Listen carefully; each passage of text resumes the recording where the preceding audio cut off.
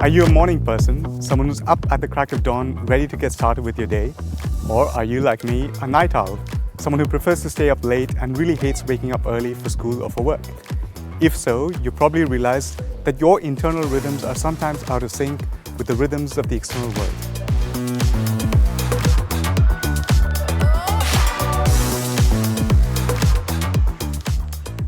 In today's junior college lesson, we're going to learn about how plants tell time, how scientists first discovered that plants and other organisms have internal biological rhythms, how these rhythms can affect how plants grow with profound consequences for a world that's experiencing climate change and global warming.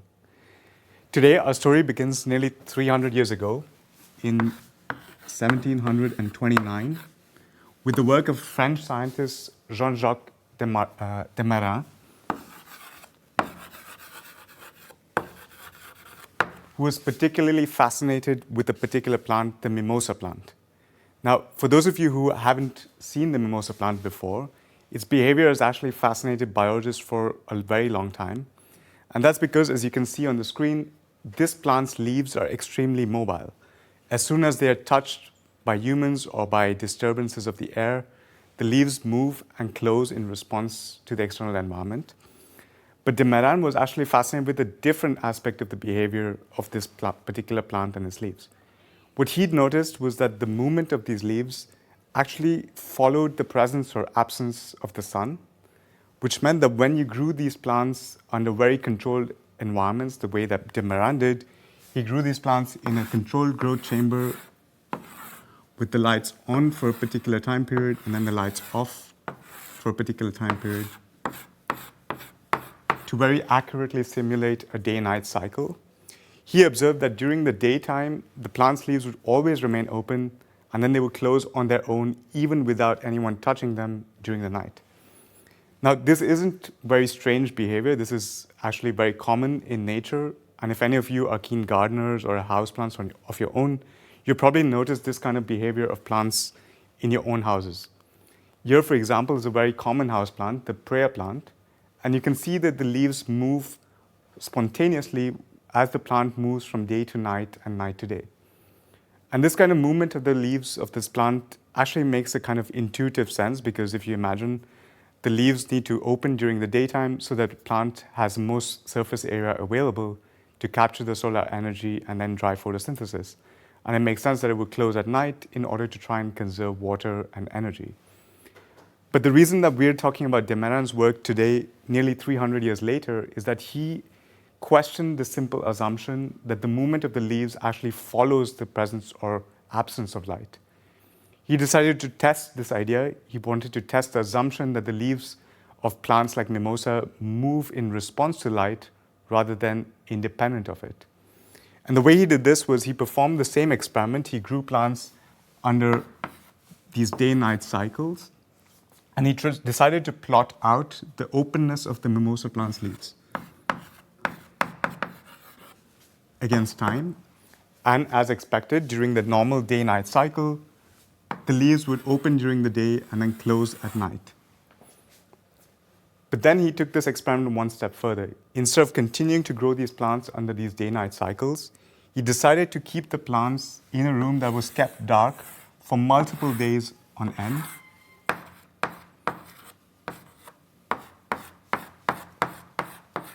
Ensuring that these plants were exposed to almost 48 hours of continuous night without any change in the light environment.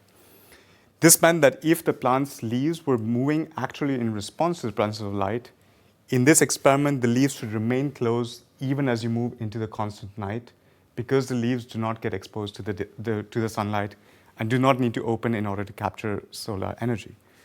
What he observed was actually the opposite. He observed that the movement of the leaves continued even in the presence of continuous darkness. So even when the plants no longer experience natural day-night cycles, these rhythms of the movement of the leaves continued even in the absence of these day-night cycles. This was the first hint that biologists had that plants and other organisms have these internal rhythms in the way that their leaves move. Once Desmarins published this work in 1729, other biologists decided to repeat these experiments in their own species of choice. They repeated these experiments in dogs and even humans, subjecting humans to extended periods of night or extended periods of daytime, exposing them to sleep deprivation experiments, and then seeing how it affected their behavior. In every case, they found that almost all organisms, whether it's animals, humans, plants, or even bacteria, appear to have some form of these internal rhythms. In the case of humans, these internal rhythms take place in the form of how sleepy we get at different times of day. So even if humans are exposed to constant periods of darkness or constant periods of night, they still feel sleepy at the same time every 24 hours, suggesting that we have an internal circadian rhythm in how sleepy we are at different times of day. Another thing that scientists discovered as they repeated this experiment in different species was that the time difference between the peaks of these cycles in every species that they measured was always approximately 24 hours, suggesting that these circadian rhythms in plants, animals, and bacteria had something to do with the rotation of the planet, which of course follows a 24-hour cycle. This is also why we call these rhythms circadian,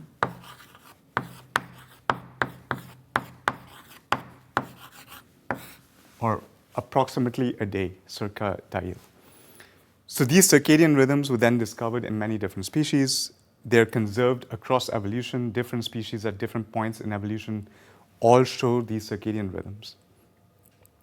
But one of the things that intrigued biologists when they first discovered these rhythms was that by definition, these rhythms are independent from the external environment. These rhythms do not respond to changes in the environment. And we can take a look at an example of this. Here is a soybean plant, which was again grown under day-night cycles and then exposed to constant light for more than 24 hours. And you can see that the leaves continue to move even in the absence of any night or day cycles. So these rhythms appear to be independent from the environment, which means that they must be generated by the plant from within. These are endogenous rhythms, which raise the question, what is the system, what is the mechanism in the plant that actually produces these rhythms if they're not responding to the external environment?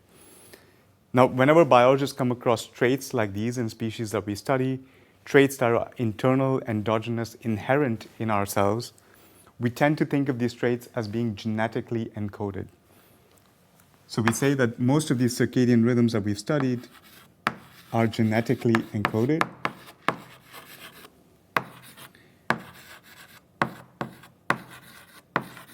Meaning that they're generated through the actions of our genes.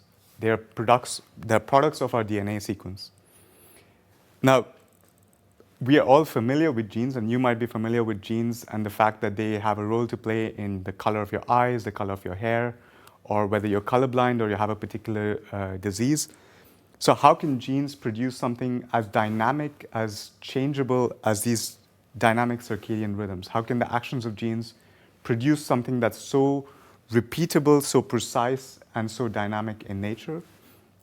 To try and understand this, we're going to take a look at a very simplified model of a biological system.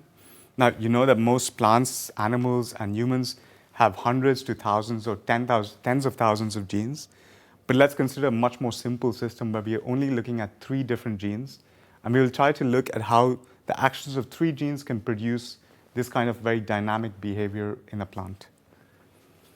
Let's consider a system where you have 3 genes, gene A, gene B, and gene C. And these 3 genes are going to link with each other, interact with each other in a very specific form of logic. The function of gene A in this logic is to inhibit or suppress the activity of gene B. So this is an arrow that biologists use to show when genes are interacting with each other and specifically inhibiting or repressing the activity of other genes.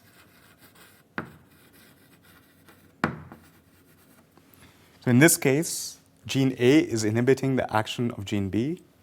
Gene B is inhibiting the activity of gene C. And then in a similar fashion, gene C is inhibiting the activity of gene A. So this is a very simple logic, and actually it's quite familiar to you if you've ever played the game rock, paper, scissors. It's the same logic, right? Rock beats scissors, scissors beats paper, paper beats rock. So it's a very simple logic, but if we translate this logic over time, we can see how this can possibly generate a very dynamic system. So we can take a look at the activity of gene A, the activity of gene B, and the activity of gene C over time. Let's assume as a starting point that gene A is very active in the system. So the activity of gene A rises till it reaches a peak. What this means for gene B is that now there's a lot of activity of gene A to suppress the activity of gene B. This means that gene B's activity levels must decrease in response because gene A has reduced the activity of gene B. And because the activity of gene B has gone down, this now finally frees gene C to become more active. So gene C's level go up again.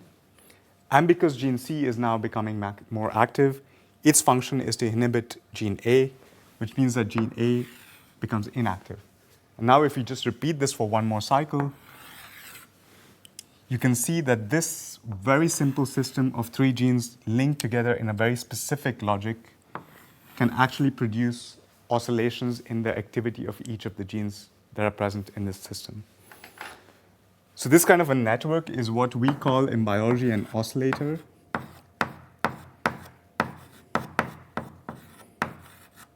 And because it is a genetic oscillator comprised of genes that are repressing each other, we often also call this a repressilator.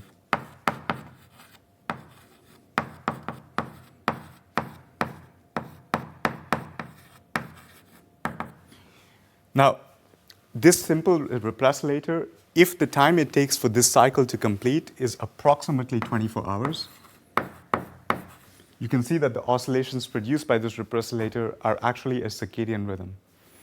And to try and explain the way that the leaves move in response to this network, all we have to see is that perhaps gene A has a second function, which is to control the motion of leaves. Which means that as gene A follows this circadian rhythm, the leaves will also move with a circadian rhythm. So this is a very simple example showing you how three genes interacting with each other can produce these circadian rhythms in behavior of very complex species. In the case of bacterial circadian clocks, in fact, they do have this very simple three-component system, so three genes in bacteria that control their circadian rhythms. In the case of plants and animals, it's a lot more complex, but we're going to focus in this lecture on plants. On the slide now, you can see the current understanding that we have of the plant circadian genetic network. So these are the genes that comprise the circadian and clock in plants. It's a very complex network with a lot more genes than the three-gene system that we looked at on the board. But if you look a little bit carefully at this network, you will still see the same motif repeated, a motif of three genes connected to each other through these repressing loops. This suggests that this kind of a basic network motif of genetic interaction is actually quite fundamental to producing oscillations in biological systems like the circadian clock. So now we've looked at so far how biologists first discovered that these circadian rhythms exist in nature, how we've discovered that they exist in humans, in plants, and then how the actions of genes actually produce these circadian rhythms. In the next question this poses, of course, is that what is the function of these rhythms in the plant?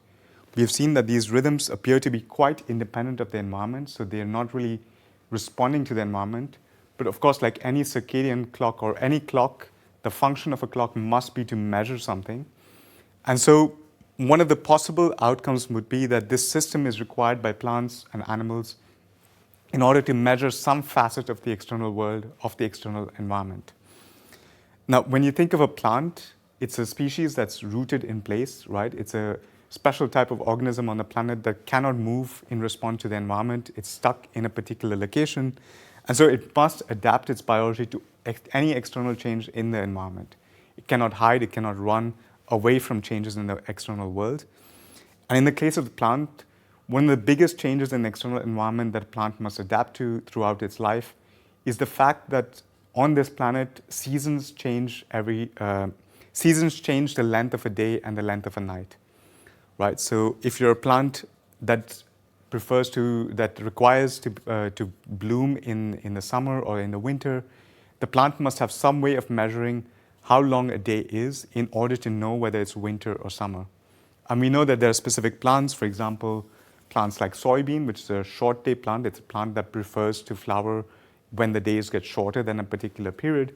And so these plants must know some way of measuring how long a day or night is.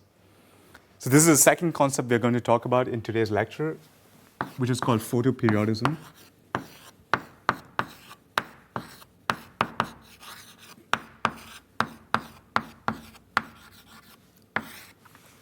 Photoperiodism is basically a fancy way of saying it's a behavior of any organism in response to photoperiod or in response to day length.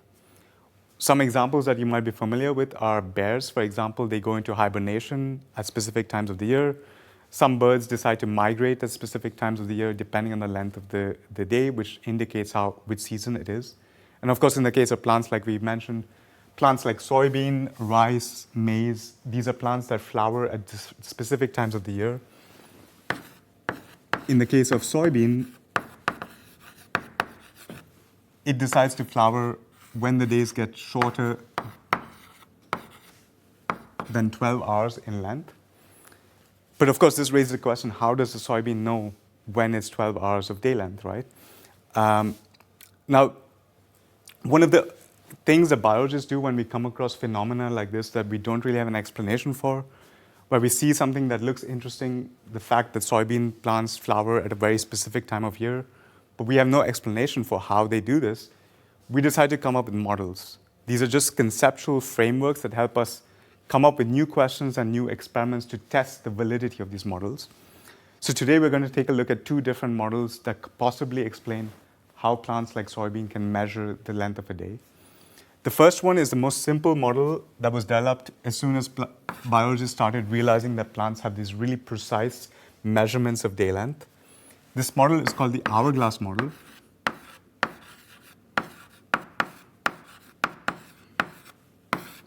And it's a very simple model for how plants can measure day length.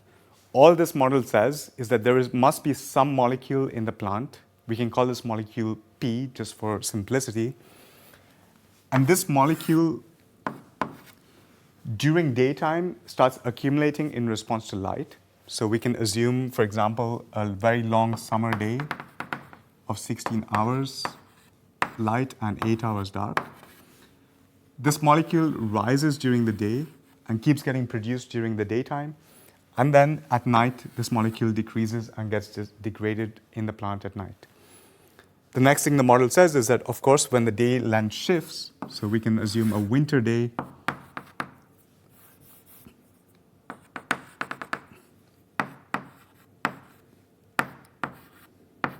so we have a day that's a little bit shorter than a summer day, 12 hours of light and 12 hours of dark. And here the molecule again gets synthesized in the plant and then degrades at night. But of course, in this case, there is less of the molecule than in the long summer day. And all the model says is that when the level of this molecule P is less than a particular threshold, that leads the plant to the decision of whether to flower or not. So this molecule P, the level of this molecule P determines whether the plant flowers or not. And as soon as the level of this molecule is less than a particular threshold, that triggers flowering in plants like soybean. So this is a very simple conceptual model.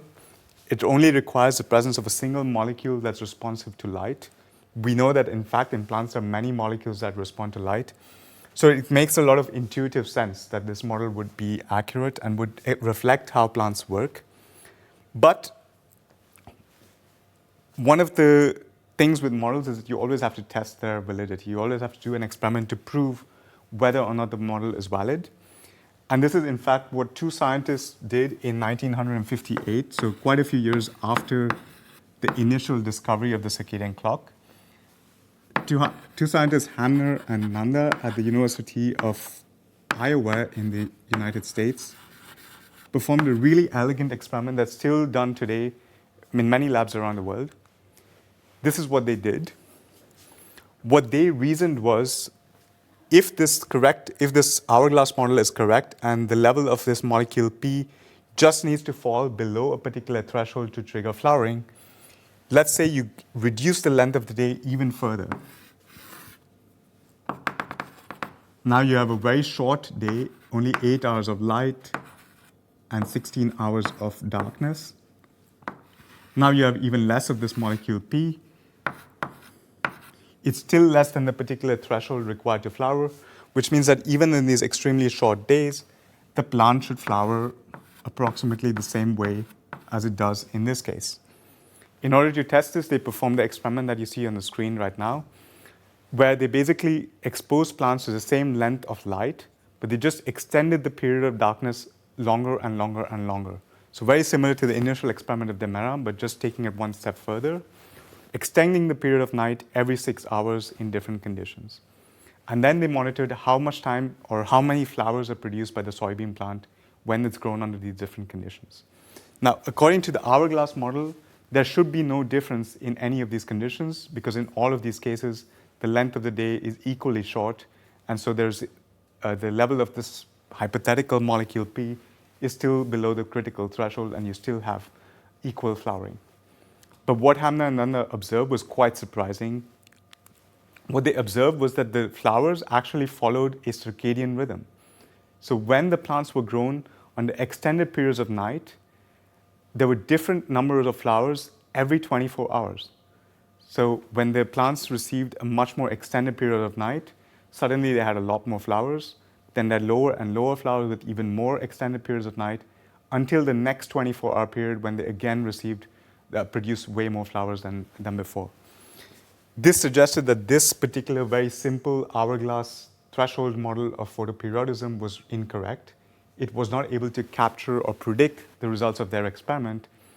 And instead, their experiment suggested that there must be some involvement of the circadian clock in the way that plants decide to flower in response to day length, because they observed this circadian pattern in the way that these plants flower when you extend the period of night longer and longer and longer.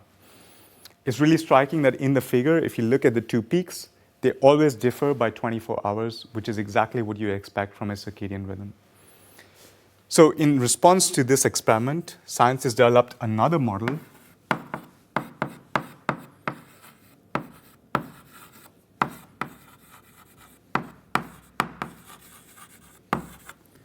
called the external coincidence model. And this model is our current best understanding of how plants measure day length.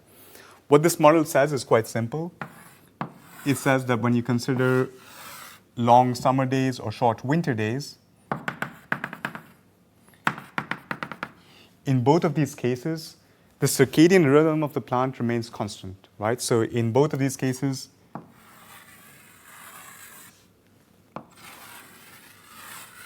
the circadian rhythm is not changing between a summer day and a winter day, but what is changing is the coincidence between the transition from day to night, where it lies along the circadian rhythm. In a summer day, which is long, you can see that the transition from day to night happens at this lower point in the circadian rhythm, whereas in the winter day, the transition from light to darkness happens at a much higher point in the circadian rhythm. So all the external coincidence model says is that plants decide to flower when the transition from day to night happens at the right time point in their internal circadian rhythm, in their internal timekeeping system. So as soon as there is the right coincidence along the right time point of the internal clock of the plant, that is the trigger that determines whether the plant will flower. And that is what tells the plant whether it's summer or winter. So this is a really powerful model, and it's held for now more than 50 years as our current best understanding of how plants measure the length of a day. But this brings us now to the present day and to the work that we are doing over here at KU Leuven in my laboratory. We decided to revisit some of these classic experiments because we noticed that there was a gap in the way that these experiments were performed compared to the natural world. What we decided to look at was how does day length actually change in the real world? And we realized that these experiments that were done by Hamner and Nanda, and of course, in particular, the external coincidence model, plays a lot of emphasis on the transition from day to night.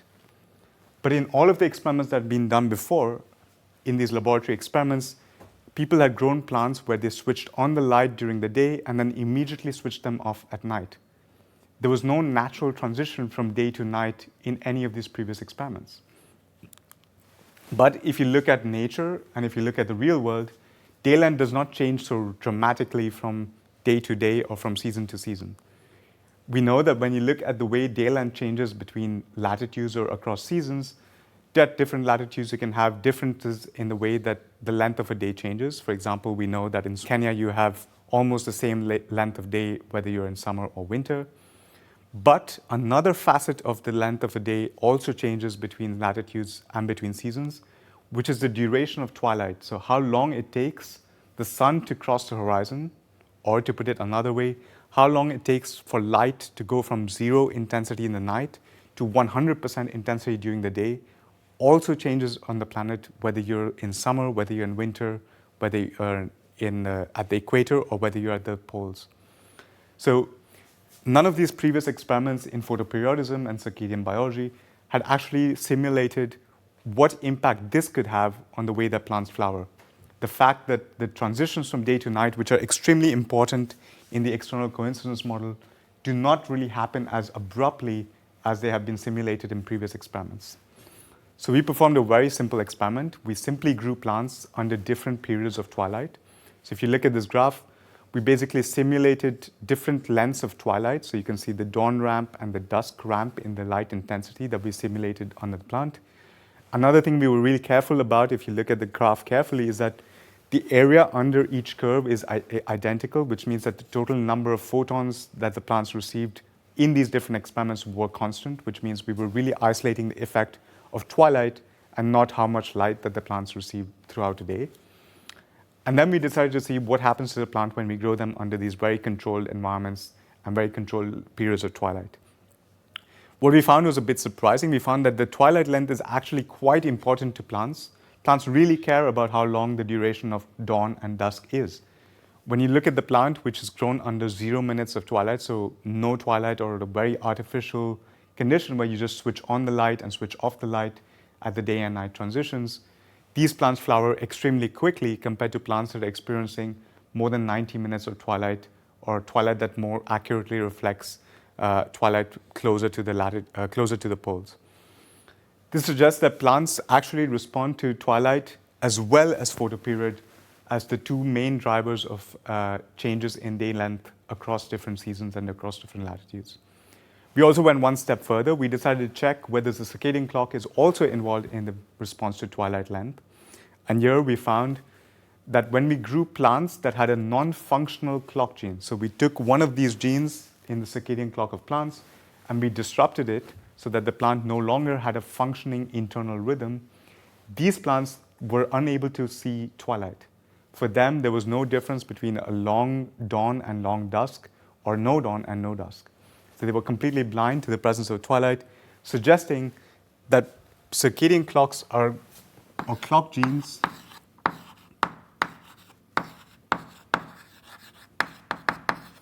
not only control the response of plants to photoperiod, but also control the response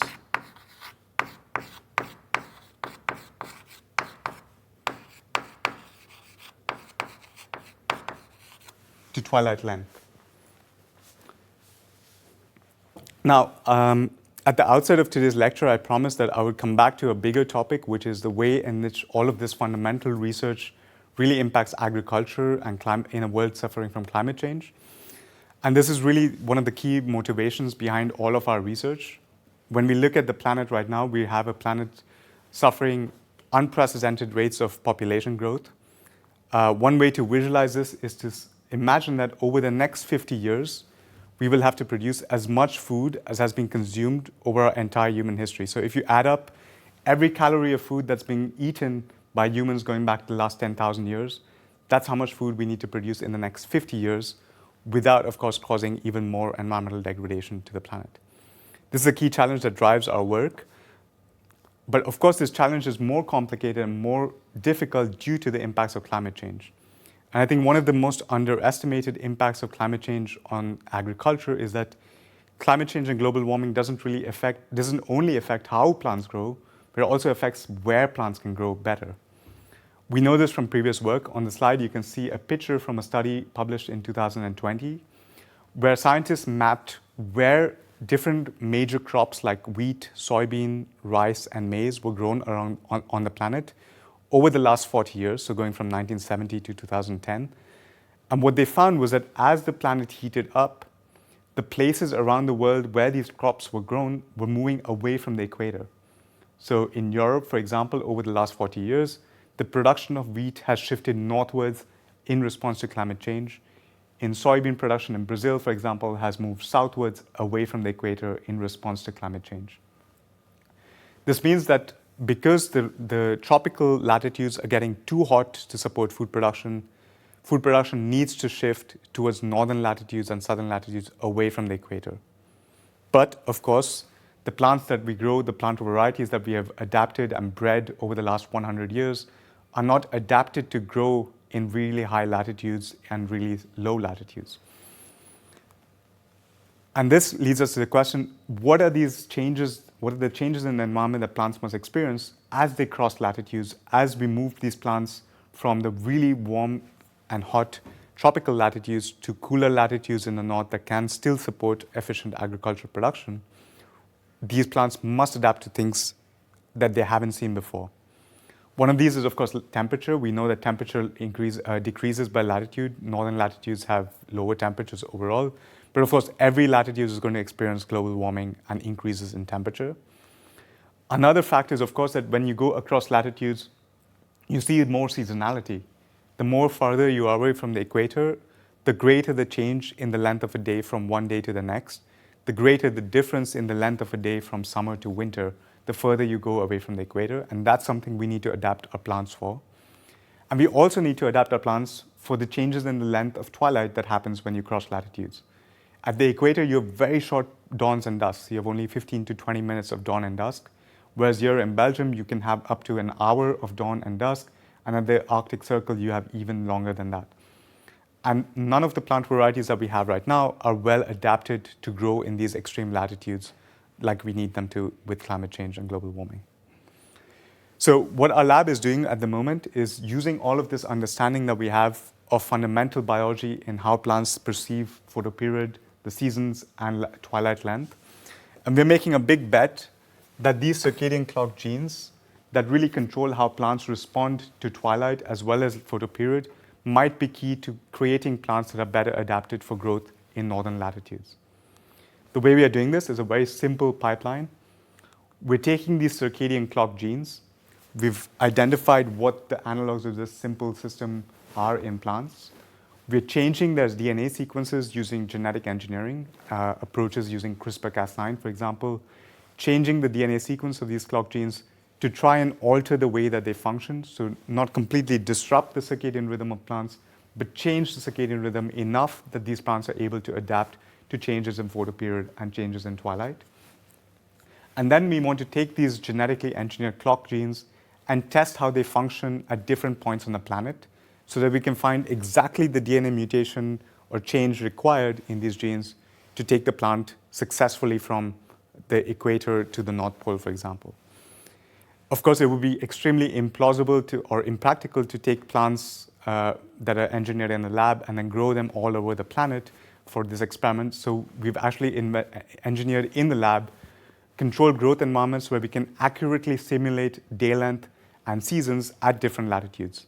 So we now have extremely accurate LED light compartments where we can simulate the wavelength as well as intensity of light, simulating a day, a week, a season in Spain, in Sweden, in Belgium, and then checking which of these genetically engineered plant clocks can actually result in better growth for plants at high latitudes, like in northern Sweden, for example.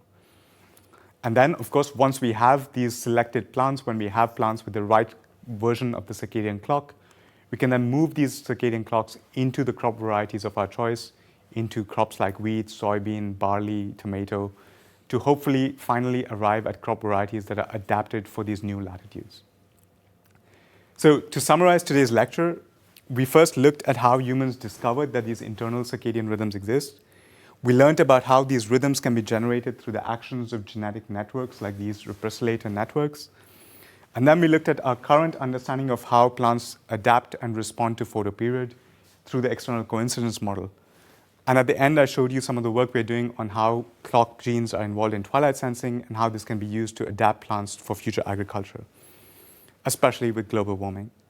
But I wanted to emphasize at the end that this isn't the only reason that we do this research. It's of course extremely rewarding if we're able to take these discoveries and take them all the way to the field and have a final product that's actually beneficial for agriculture. But my colleagues here and I are both fortunate and grateful to receive both financial and moral support from you, from the Flemish public, from the Belgian public, and the European public. For a much deeper purpose, we try to add to the common inheritance that is our human knowledge. We seek not only to address these pressing needs that affect our present, but we also try to hold a conversation with the scientists who came before us and the scientists who are yet to come. We try to answer the very simple curiosity that drives all of us when we are children to wonder questions like, why is the sky blue? Why are leaves green? Why do roses bloom only in the summer? And this is the kind of fundamental blue sky science that happens here at the University in Leuven and at universities around the world. We try to answer these very simple sounding questions that have still intrigued our species for millennia. Going back to the very first human who stepped out of the cave and looked at the natural world in wonder. And I really hope that this mission inspires at least some of you to come here and join us, to discover the questions that will intrigue you and your own answers to them. Thank you for your attention today.